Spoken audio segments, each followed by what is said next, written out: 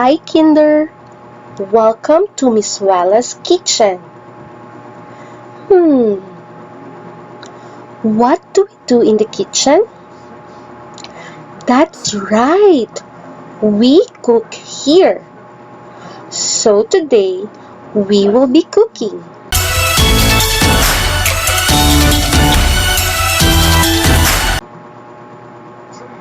Let's prepare something for your snacks. S is for snacks.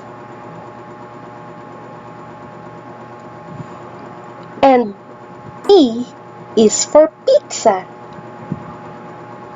Yay! Today, we will be making a pizza. Here are the ingredients that we need. Are you ready to cook? Let's start.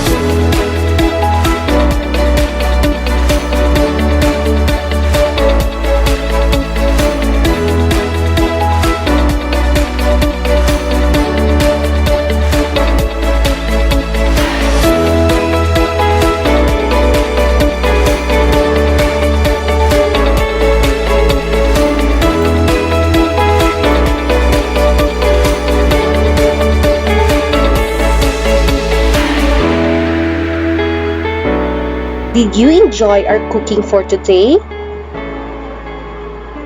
Enjoy your snacks! Happy eating!